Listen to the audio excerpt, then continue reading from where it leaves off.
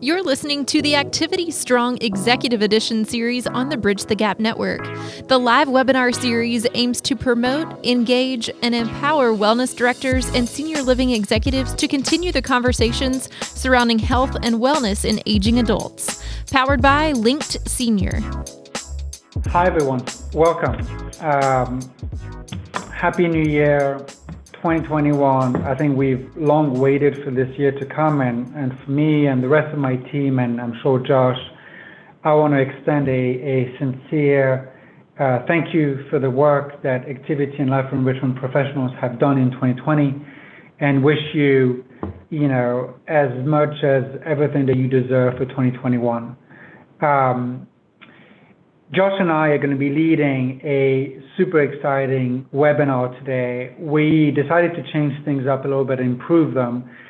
And today we're going to be focusing on COVID-19 and the state of resident engagement in 2021. So obviously, we've done these state of resident engagement in the past years, but given the impact of COVID last year, we had to change it a little bit and obviously take that into account.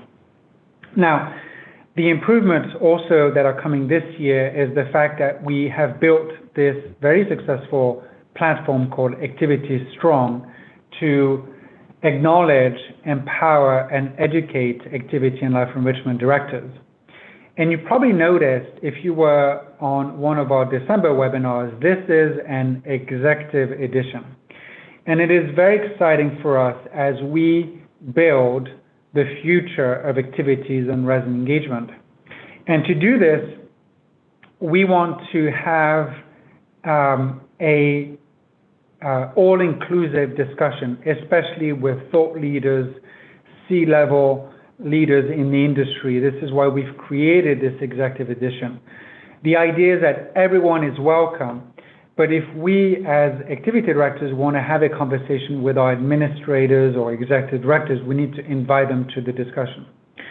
So let me pause here and say that if you are a C-level leader in the industry, if you are an administrator and executive directors, I want to personally thank you for taking the time and attending today's webinar, because it shows your commitment to resident engagement and understanding that purpose is a basic human right for our residents. And if you think that your administrator or executive director is not on this webinar and should attend this webinar, please feel free to invite them. We will be holding these every month, every 4 weeks, once a month. And the upcoming schedule is on our website, and we will be sharing that a little bit at the end of the webinar. So without further ado, for people that don't know me, I'm the CEO and co-founder of Linked Senior. I believe that our industry is activity strong, and I love and respect daily activity directors and life enrichment directors. I was very lucky when I started Linked Senior. Somebody recommended that I certify myself as an activity director, and that was now almost 13 years ago. Joining me today is Josh Crisp. He is the CEO and founder of Solinity. And Solinity is a partner through Bridge the Gap is a media partner of this executive edition. And Josh and I were thinking of partnering today to make this conversation interactive as possible. I'll let you read Josh's description and Josh's bio, and Josh is going to introduce himself shortly. But I want to share with the audience today that I had the pleasure to meet Josh probably 10 years ago at a NAP conference in Tennessee. And, Josh, I remember that meeting very well. You were, I think, representing a provider then. And I'd love you to introduce yourself and say, what you've been up to in the past 10 years and your commitment to the activities world as well. Well, thank you, Charles. It's an honor to be with you. And yes, it was about 10 years ago that we met at an activity professionals meeting. And wow, that it's hard to believe that much time's passed. This is about my 15th year in the business of taking care of older adults that we call senior living. So developing, owning, and operating. When I met you, Charles, at that conference, I was managing as an administrator a community in Tennessee and had just become a regional director of operations. And my world was kind of open to this world of activity professionals. In senior living, I had been searching for resources for what I felt like was a very underserved group of activity professionals. And I came across that organization and met you, and it's been a wild ride ever since. Thanks, Josh. Cool. So just for a little bit of background into today's presentation, just before we start the actual presentation, we at Link Senior started Activity Strong, as I mentioned, to represent, advocate, and empower activity directors and life enrichment professionals. We were also the organization behind the Old People Are Cool campaign that started 5 years ago.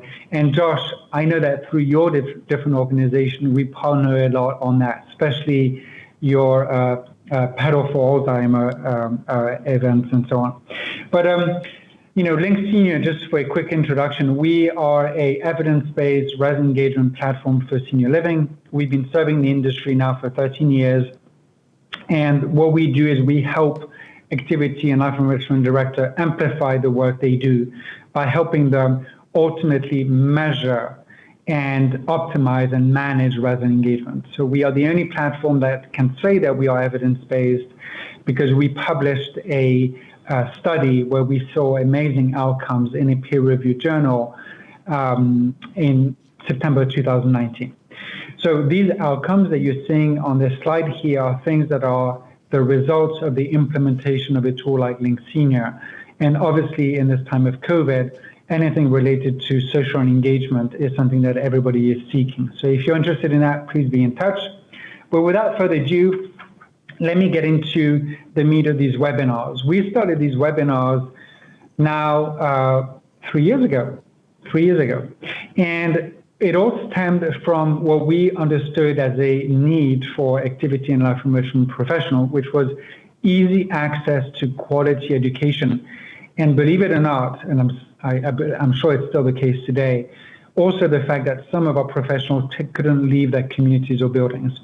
So we thought about doing these monthly webinars, and then when COVID hit, March 2020, we transformed this into the Activity Strong platform. I think one of the reasons for the success of these webinars is the fact that you, the audience, have helped us understand, what you want to hear from, who are the leaders in the industry. So please, if you have any ideas, or if you believe we should highlight somebody, please reach out. The email is on this slide, and we will do our best to consider this and invite that potential speaker. So with that, let me get into today's presentation. And the first thing I want to do is make an announcement, which is with our different partners with Activity Strong, which includes Josh's organization, Bridge the Gap. We are very, very happy to release our 2021, the Year of Resident Engagement, the Activity Strong Executive Edition white paper. We have put a lot of work understanding three things. One, what was the impact of COVID-19 on resident engagement? The second thing is, as of today, which is January, where is the state of things, right? What is the industry going through? And three, based on what we know, what we understand, what are the current trends? So throughout the webinar today and with Josh, what I'm going to do is highlight some pieces of that webinar, of that white paper, And Megan just pasted the link to the white paper in the chat. I recommend that you all download it and maybe consider looking at it as we talk about it. So with that, let's get into it. And the way I'm going to do this, just so that everybody knows, this is the white paper itself. It is free for everyone to download. Please consider it as a resource for you to use as a professional, as a department, and as an organization. So without further ado, let's get started. Josh, are you ready? I'm ready. Let's rock. Cool.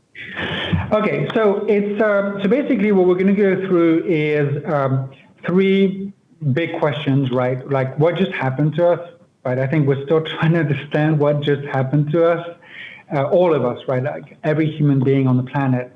The second thing is where are we now? And then three, how do we kind of go from here? What are the trends? What are the predictions in 2021?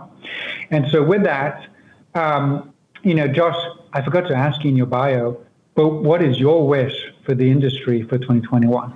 Oh, wow. Such a big question.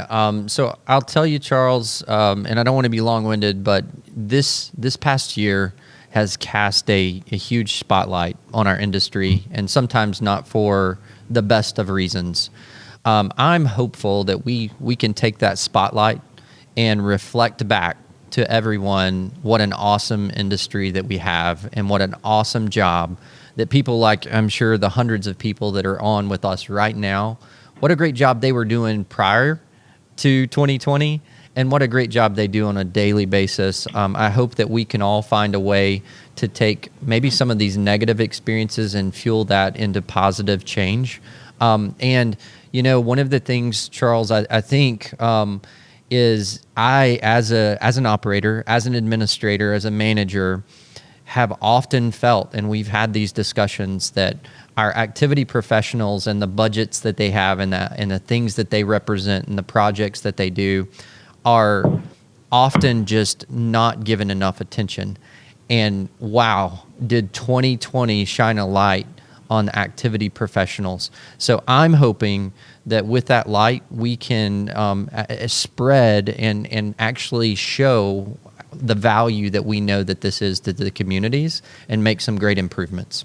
Yeah, and I'm sure that the audience very much believe the same thing or feel the same way, which is a great way. Thanks, Josh. Which is a great way to get us into our first question, right? So for each of these sections, 1, 2, 3, we're going to have a question for you, the audience, and please have your response in the chat, and we'll do our best to pick up the comments and make it a conversation. But what we were thinking about is, if we reflect back to 2020, as Josh was saying, historically, activities and life enrichment have never been truly respected for the value that the professional brings, right?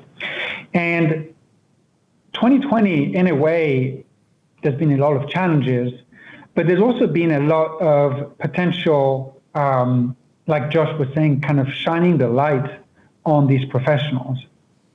And as I do these meditation classes, and sometimes the instructor reminds us of this thing about meditation, which is you shouldn't try to figure out what meditation is doing to you when you do it. I think what's important is to think about what happens the day when you don't do it, right? And I think the question we were thinking about asking you, the audience, is take a second now, just now, take a second and think about 2020 and imagine 2020 without resident engagement, right? Imagine the senior living industry going through this COVID-19 pandemic without activities, life enrichment, and so on and so on, right? Like, what would it have been, right? And I think this is a great way for us to consider the value that we bring, right? Our elders would have died of loneliness and boredom. Thank you, Kate. I can't agree more, right? Like, purpose is what drives us every day. Purpose is what helps us get up in the morning. And loneliness or boredom are, two of the three plagues of the nursing home. The older paradigm. Josh, what else are you seeing here? So the chat is lighting up, Charles. So this is fantastic to be able to see this. But my favorite comment so far is we would be like cavemen. So that one almost made me chuckle. Oh, wow. But I agree. The isolation, which we know and studies are showing us how much isolation is so unhealthy. And thank you for pointing that out in your white paper, Charles. By the way, brilliant job. I got to read that just in the last 24 hours that you sent that to me. But the health effects, I think we're still learning, and that is unbelievable how detrimental it can be to our health. So, so thankful again for the activity professionals that are out there combating that. Yeah, you're right. Actually, I'm trying to follow the chat as well. It's amazing. So we had somebody just say something like increase in dementia. We are dead in the water like a boat without an engine. All of these comments are true. One thing that we're still considering, and we don't know the impact yet, Josh, but I don't know if you know this. When we have, unfortunately, older adults passing away in our communities, on the death certificate, we can have something called failure to thrive, right? There's this concept that if you don't have purpose every day, there could be a medical diagnosis, which is this idea of failing to thrive. And I'm actually writing, we're writing on with a project with Penny Cook of the Pioneer Network about putting out a blog post on the topic. But there's something inherently super important is that, and I can actually jump 2 slides here because it's a great way to get into that. We know that finding purpose is a basic human right. Like every human being, regardless of age, needs to find purpose, needs to have a reason to get up in the morning. And we know that without activities, without life enrichment, there is, for a lot of our residents, no purpose because they need our help. They need to collaborate with us to get to that. And there's some kind of fear in the industry that we might see more of these diagnoses, right? But this is all the kind of negative part, right? Like all the things that we know would have been sad and so on. But there's also been a lot of very positive things that we've been seeing. And Josh, I don't know if you have things that, you're proud of. Well, actually, let me ask you the question. What are you the most proud of our industry from last year? What's the one moment where you saw your industry and you were saying like, oh, wow, I'm proud of what we do here? Well, thank you for asking that question because for me, when people and teams' true character shows is in the difficult times. And Sure. I've had the privilege with my co-host, Lucas, as many probably know if you listen to our show, we get the opportunity to talk to a lot of leaders, a lot of professionals, a lot of thought leaders. And there's been a consistent theme that we've seen and that we've heard through this year, and it's people rising above the circumstances and going above and beyond. And I think even your study pointed this out, Charles, that even our activity professionals and the executives that are on the phone and on the line and on the Zoom with us today, many have kind of inherently taken upon themselves tasks way above and beyond their job duties. One of the positive things, and I hope this carries forward, is to me, I always have felt that in our industry, we get very much in silos among different care types and acuity types and among our departments. So our care departments, our clinical and our life enrichment and activities and our operations. And one thing that I saw this year is that we just broke down a lot of those barriers and we pulled together for the best of the resident because we had to. So I would love for those barriers to stay lowered and not build up those silos again. And I think that's one possible opportunity that we have to build upon. Yeah, and Rebecca also mentioned in the chat the idea of teamwork. And I think, for sometimes for different reasons, we've seen in all of that. But the one thing that we do know, and we have, I think it is part of the white paper. Actually, let me show it here. One of the things that we do know about teamwork is that we didn't really have the choice actually, because if you look at the page number 3 of a white paper, what we've done is that we've done the analysis to try to see, if we were to do the same quality of engagement pre-COVID, what would need to happen? And we know there's been a huge strain, a huge pressure on staffing because we don't have help from the outside, or we're limited, right? Because our communities are still somewhat closed or completely clogged down. We can't really do groups because of physical distancing measures, and we simply have less time, right? We're pulled in different directions. And one of the big impacts is the fact that, for example, in assisted living, if we wanted to do the same type of quality as before, we need to go and find 224 hours a month, right? And as far as we're concerned, we don't see many communities hiring right now, probably not until Q2, when there's some kind of vaccination and we see centers building up again. And the reason why I'm explaining all of that is that this idea of teamwork is the only way we can get out of this, right? Which is to have help from other departments and bring this idea of interdisciplinary work. And Josh, what you just mentioned about the silos, this is, I really, really hope as well, this is I hope one of the big lessons we're going to learn is that we are all in this together, and together being all the team members, all the departments, and we will get through this and beyond all together. Oh, you're exactly right, Charles. So I asked the question in the chat, and by the way, again, I just love the chat. Thank you all for engaging like this. I think it helps us to all feel more connected, even though this is very virtual.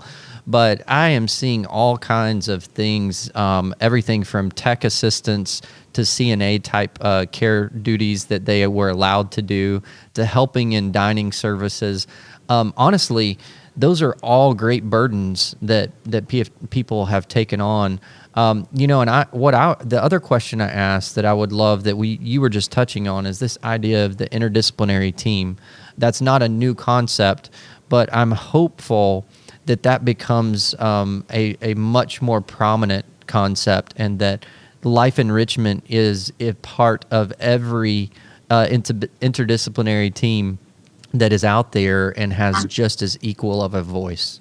Yeah. And then somebody else was talking about the fact, the idea of flexibility. One thing that, we've been in a bad way, right? We've been forced to change and adapt and be flexible. But I think that as we did that, we realized two things. One, sometimes it doesn't really make sense for us to plan ahead 45 or 60 days ahead. Like, who knows what's going to happen in 60 days, right? So this idea of having an activity calendar right now, planning 45 days ahead, that's kind of, like none of us outside of senior living plans your days. I mean, Josh, I don't think you're planning your personal events 45. I mean, maybe you are, but like not 4 days, right? So I think that's one kind of good lesson learned. And I think the other good lesson learned around flexibility is that we're kind of more connected to the residents, right? We're probably less connected because we don't have time and the resources, but when we are, we're probably more focused on the quality interactions. And I think this has been, throughout this year, well, I keep on saying this year, throughout 2020, it's been one of the big comments we've heard from professionals, which is how much they enjoy and how much residents have been enjoying this kind of this much higher quality engagement. Well, I don't want to open up too much of a can of worms here, Charles, and take us off course, but I'm just wondering too, one of my hopes for this year and the coming years is back to my original comment, and it's that we can realize that life engagement of our residents is really everyone's responsibility, right? It's not just the person that gets paid to do that. Just like anyone participating in any other aspect of resident care. Resident engagement is part of the residents' care. It's part of us providing them purpose, and actually maybe not even providing them purpose, but reminding them that they already have purpose. We don't necessarily give them their purpose, but we remind them and encourage them along their way. And so I'm hopeful that this spotlight that is on us can radically change and realign things. From the stakeholders, you have to realize in many times the business, and I use that in quotations, the business of healthcare and are building our budgets oftentimes is not allocated appropriately. And so I think one of the things that has gone way upstream, and I'm hearing the REITs talk about it, and the owners and the people that own the real estate, is now that this spotlight that often has been negative on our industry over this past year, they're actually saying, you know what, we've got to put more energy into this. We've got to work together for this problem because the problem has been spotlighted. So I do think we're going to come out of this much stronger. Yeah, thanks for it's getting out of this stronger. One thing that has been amazing is throughout 2020 is the optimism and the resiliency of the staff, right? Like when we asked a simple question over the summer last year, we asked, do you believe that we'll get out of this stronger? And I think it was an astounding 92% of staff that said yes, right? So that speaks to that. Now, I just want to go back to one of your comments, Josh, which is I do want to mention how cool it is to hear you say it, which is that we're not here to give them purpose, right? We're here to either help them stay connected to purpose. Sometimes, we all need help, or remind them. And I think it's so important, like you said, Josh, it's not us telling them what to do. It is us having a conversation with them, regardless of what the interest is, where they are physically and cognitively, and us assisting them. And well, I don't really like the word assisting just purely, but collaborating and working with them so that it happens, right? 100%. I believe firmly, and I've witnessed this, and I know the professionals on this have as well, that when you remind and you enable and you empower an individual to live their purpose, remind them of their purpose that they have within them, regardless of their frailty, regardless of their disability, if they're living, if they're breathing, if they're on this earth, they have a purpose. And you're exactly right. That's our job, to remind them of that and to help them with that. So, you obviously touched upon a very interesting topic, which is this idea of budget, right? Like you said, I think the word budget at least 2 or 3 times already. But this is something kind of dear to all of us, which is, is the importance of our work represented from a quote-unquote business or budget standpoint? And I think the answer to that is probably not most of the time. And if I'm an activity director today, Josh, and I walk to you, the administrator or executive director, and I ask you, Josh, please double my budget, right? The answer is really, is often going to be no. And based on my experience, our experience, and I'd love to get your viewpoint on this, Josh, it's not really your fault as the administrator, right? It's sometimes also kind of this teamwork not happening of me, the engagement professionals, not really explaining why. And it's sometimes a little bit about you also, the administrator, not working collaboratively with the department. And I know there's a lot of tension on that. I don't want to get into kind of the political aspect or so on and so on. But what do you see happening there? What are the improvements? What are the best practices? I'd love to hear your thoughts on that particular topic. Well, I have long said, and I've been for many years in the tough position of even making the budgets, and it's always so difficult because you always feel like every department needs more than what we're able to allocate to them. But it would be hands down any budget that I've ever been part of managing. I would say if I could point to a department, so to speak, if I could refer to it as a department in a budget, that area always seems the most underserved. With the least amount, it's the first to typically get cut, and it's relying so much on volunteer help as well. That's one of our areas that relies more on volunteers. And so if you took away the volunteers and you took away also those added family visits and things like that that we've been limited to, what a wake-up call it is to administrators to see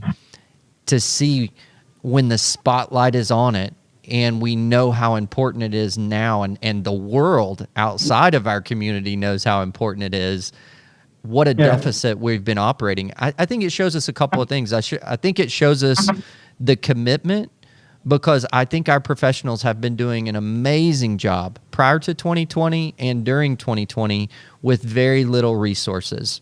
So I do think it's going to, there is no silver bullet, because there's only so much money in a budget. And if you start pulling from other departments, what are going to be the deficits there? I think the real key is approaching it from an interdisciplinary, from a team approach, and saying, how can this team, yes, we've all got our primary assignments, but our common goal in providing quality care is on helping our resident live their purpose to whatever level that is for them. That is a integral part of quality care, physically, emotionally, spiritually. So we have to incorporate that into the care model. And I think when we begin to think that way, when we have our interdisciplinary planning, when we have our interdisciplinary budget meetings, if we start coming at it from that angle, I think that's when we start seeing positive change. I don't know if you're tracking the chat, Josh, but it's pretty amazing. One of the comments, amazing comments within this, right? One of the many amazing comments really speaks very well to what you just said, and that is from Jennifer Stones, who was saying that developing a budget is about values, right? What you value is where you put your money. And Jennifer, I just want you to hear this from me, and obviously I'm sure from Josh, you're 100% honest. And I think that we as a professional, we can help our organization by helping connecting activities to the values, and therefore helping the money flow that way as well. And Josh, I mean, your point about interdisciplinary, goes back to what we were saying about teamwork and so on. So 100%. I think this is a great segue for us to get into the second question we had, which again, if you have downloaded the white paper, you'll be able to follow it here. But essentially, as we try and understand where we now, and obviously given the free flow of this conversation, we've kind of addressed some of it right now already. But we had a question for you, the audience, which is, what is blocking you right now, right?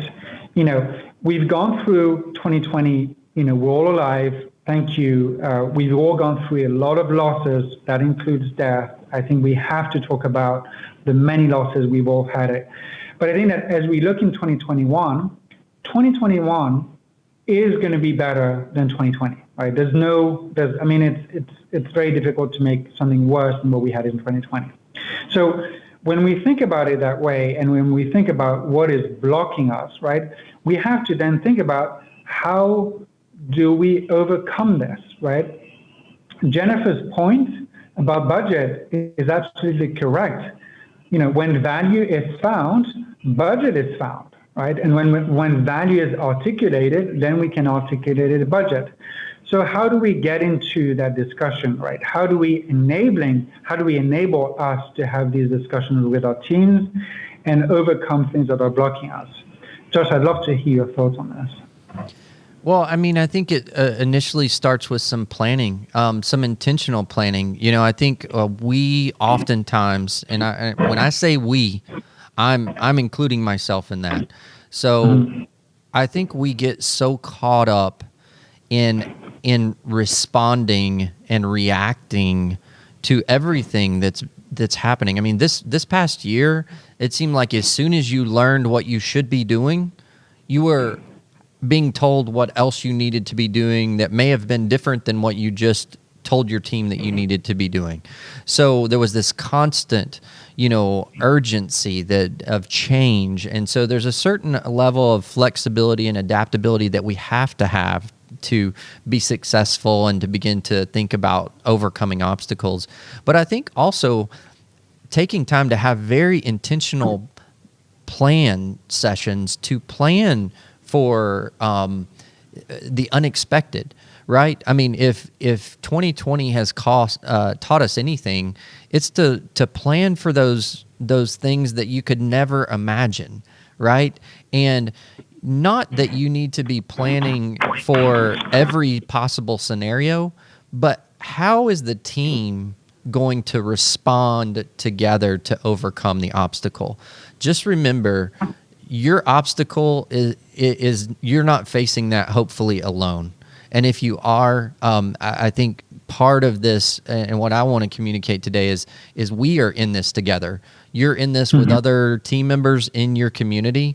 And I think there was about 900 professionals that organized on this call or more today, Charles, which was phenomenal. And the community that you have built, and even what I'm learning through this chat right now, those are the kind of things of working together that we begin to have the conversation of how we overcome the obstacles. And I'll say, 2020, I don't think it could. We hope it could never get worse than 2020. But I guarantee you, if we live on this earth long enough, there's going to be some obstacle that hits our industry that we think, oh my gosh, here we go again. So I think the team approach is the way to go. Thanks. What you just mentioned about the idea of planning is extremely important. The challenges of 2020 had a lot to do about the fact that we were used to working that way. Every month we would consider next month as another variation, hopefully for the best of us, and for many of us probably an improvement of the next month, but we still operated within a certain framework. And when you consider the changes, the pressure with COVID-19 and the pandemic and the way we've completely had to rework activities, like our discipline has been disrupted and still is, right? We're still learning, for a lot of us, still learning every day how we can be more flexible. I think the other thing also is what is blocking us right now. We had, I think, a couple comments here have to do about team morale, right? Like the ability for us as an individual and as a department to take care of ourselves. And I think that, beyond senior living, I think that our whole planet Earth is going through some kind of mental health issue because of COVID. And I think it's important to also pause and reflect about that and learn how can we individually take care of ourselves and look out for our team members, look out for our department, look out for other team members. And obviously it's this idea ultimately of the oxygen mask, right? Like if the plane has an accident of some sort, like the instruction is that you need to put on your own oxygen mask before taking care of somebody else.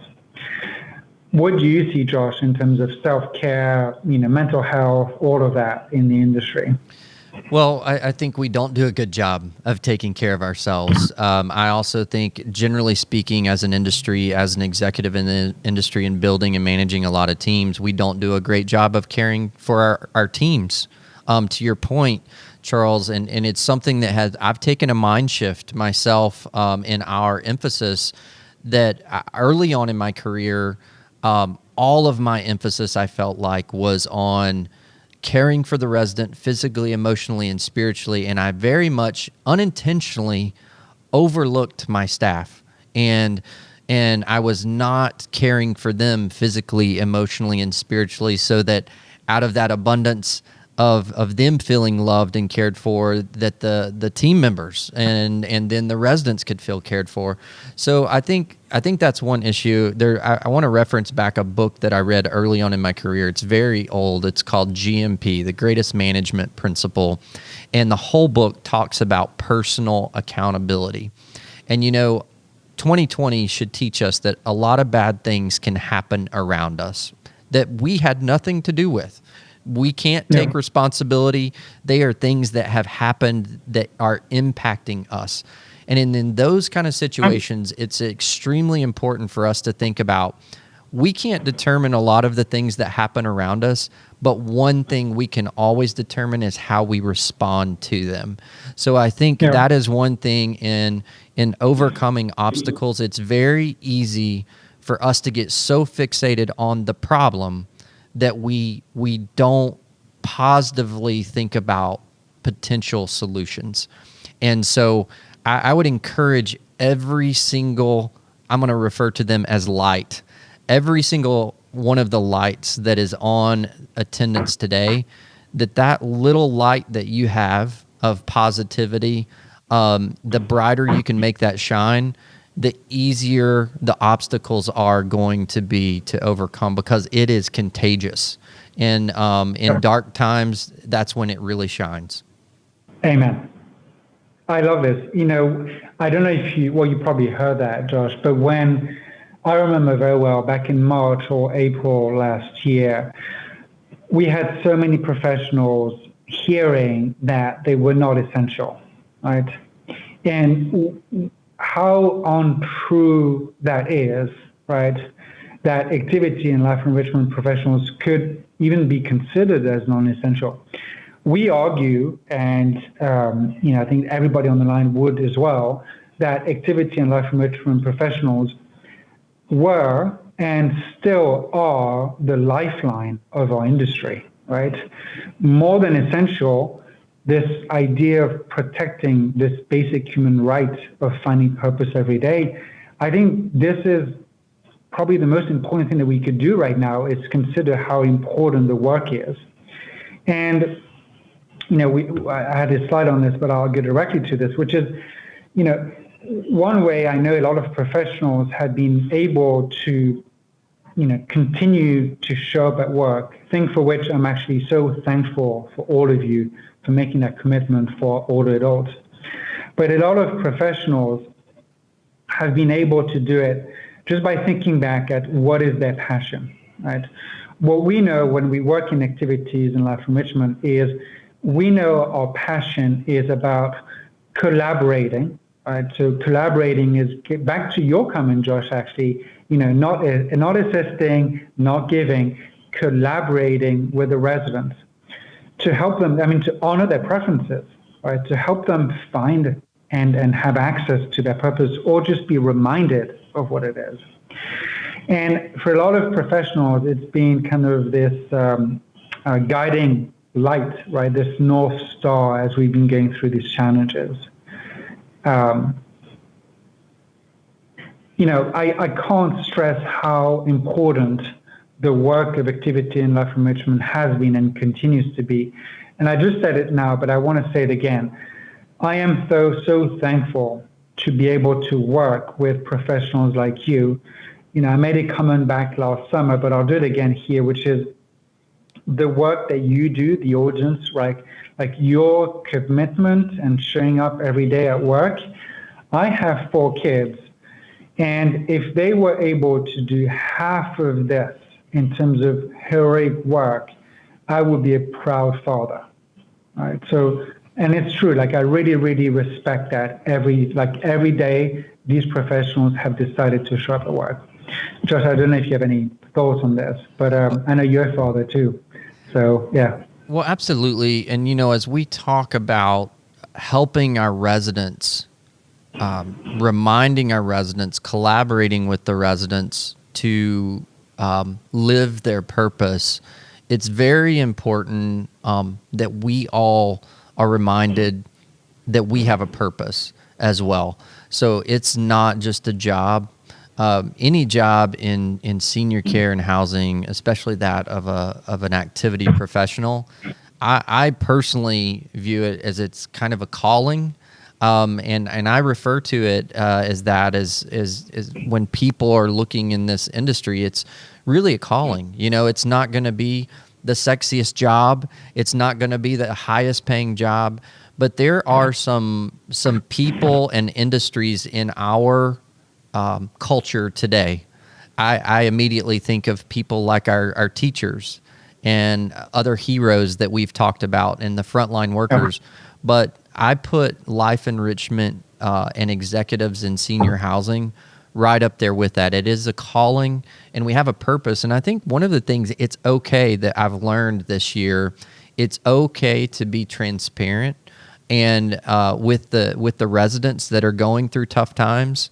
One of the greatest things that we can do, especially in that one-to-one care situation or engagement situation, and it shows great empathy, is to meet them right where they are. Because I guarantee you, just like your residents are getting hit from isolation, all of us to a certain degree have had some isolation as well. So we can be empathetic to that, and we can be honest with our residents and share that. So I think we have to remember to live our purpose as well.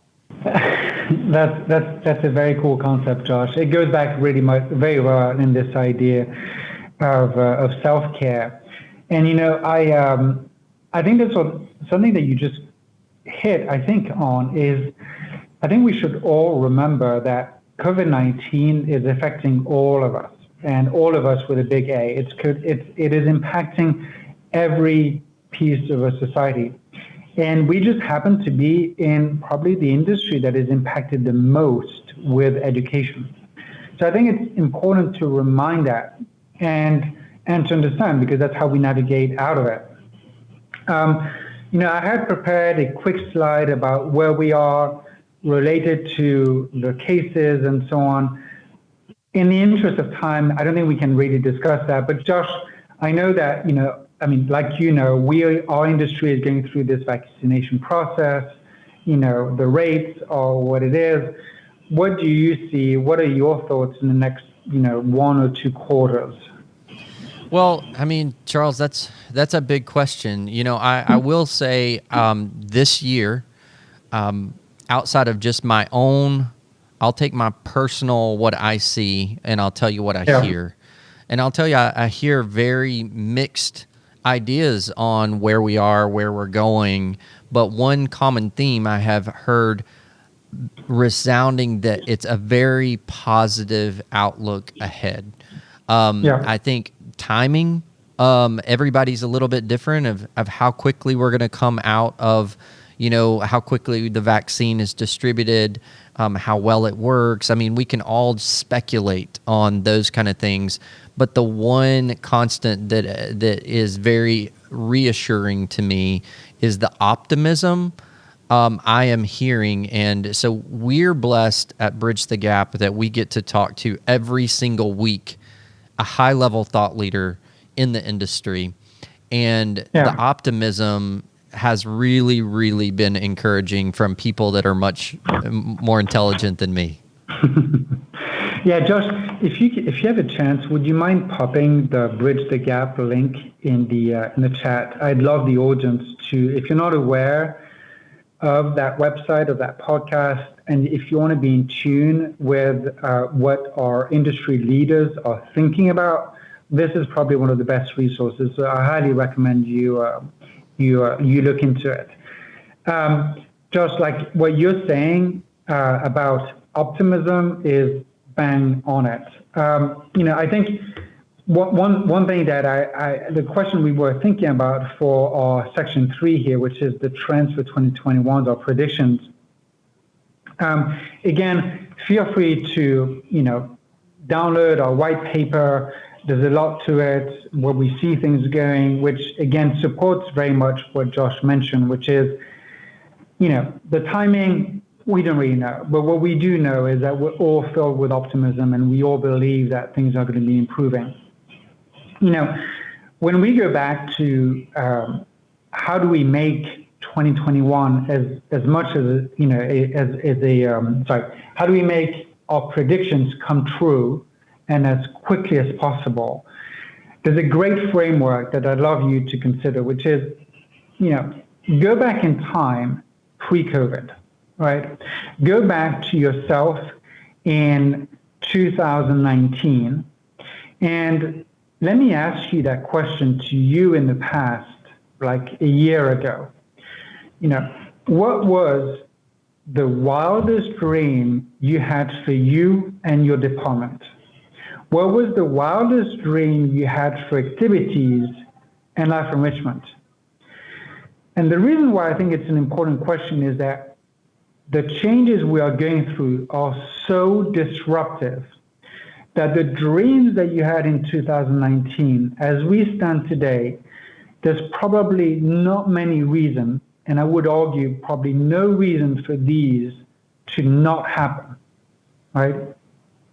So your dreams of 2019, through the pains and the challenges and the difficulties we had of 2020, I think we are allowed to say that we deserve them, right? We deserve our 2019 dreams. And if that is the case, how do we make that a reality, right? We've talked about most of these things before in the past few minutes in our webinar with Josh, right?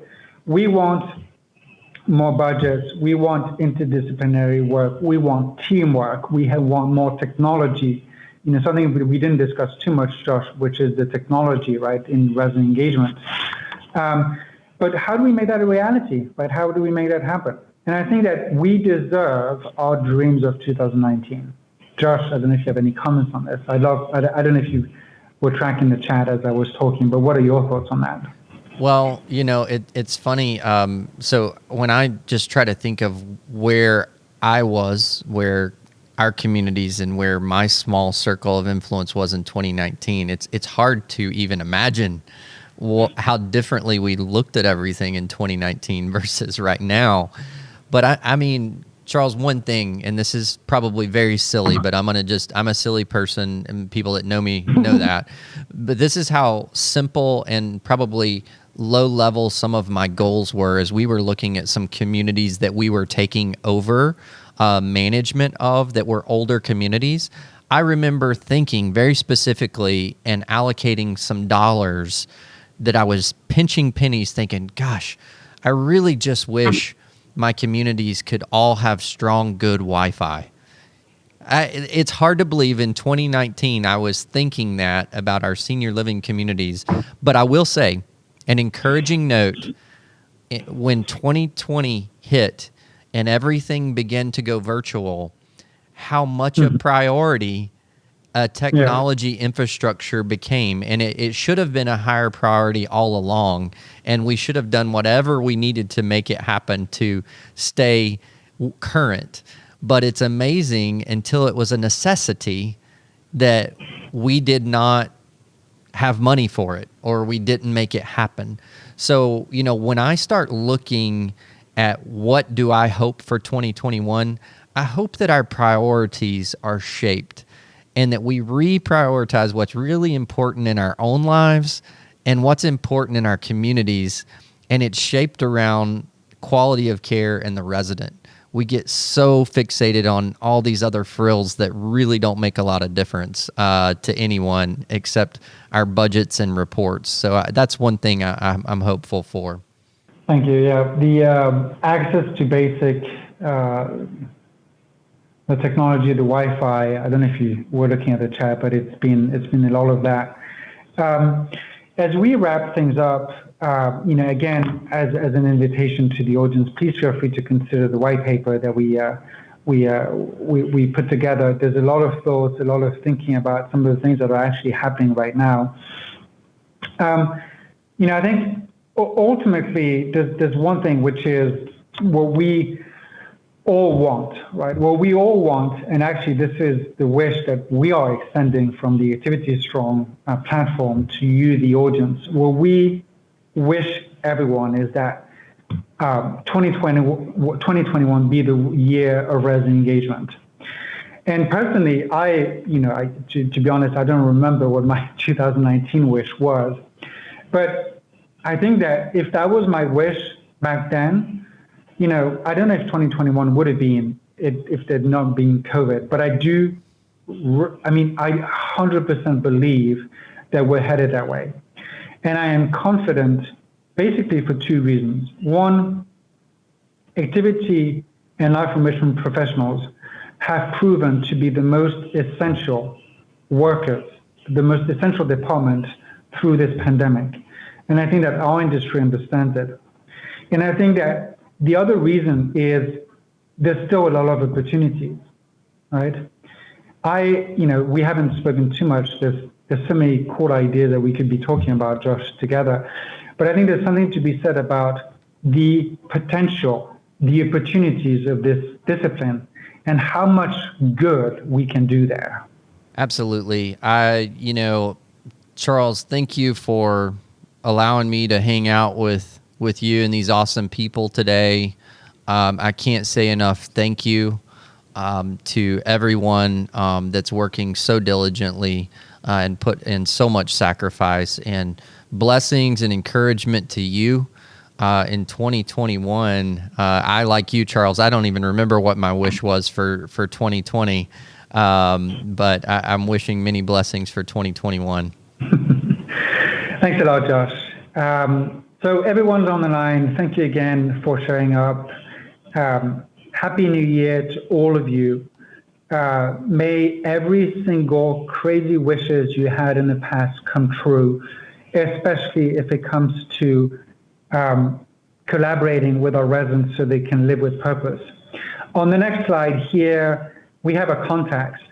Please, and I've said it and I'll say it again, please consider Bridge the Gap and the fantastic leadership and expertise they bring to the industry and the podcast they have. As a reminder, you might, if you were on our last session back in December, we encourage you to consider doing a SWOT analysis, a strength and weakness and opportunities and threats for your department. And we created a template for this, and we strongly recommend that if you have not done this, consider it as you think about your resolutions or your goals or how you want to develop your work, your profession, your department in 2021. We have a huge announcement as a follow-up, is that we, through Activity Strong, are partnering with an organization called Timeslips.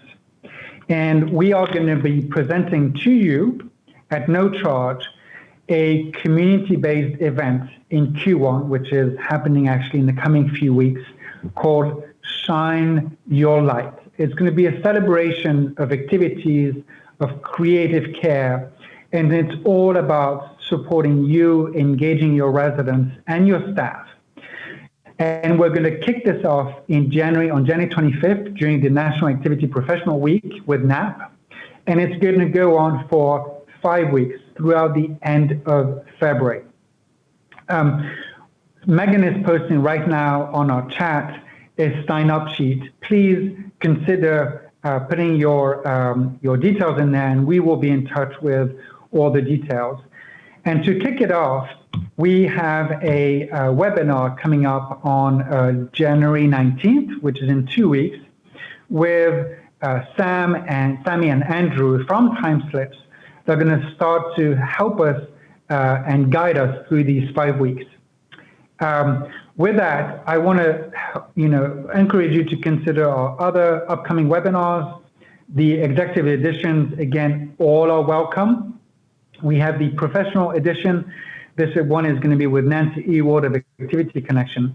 And as a reminder, we have these major Activity Strong events happening, the Shine Your Light celebration and our virtual summit in June, on June 22nd. Josh, thank you. May your wish to you also come true in 2021. And all of you on the line, please remember how important you are. And I, again, on my behalf and on the behalf of my team at Link Senior, I want to wish you everything that you deserve and beyond in 2021. Thanks for listening to the Activity Strong Executive Edition series powered by Linked Senior. Find more resources and webinar information at btgvoice.com.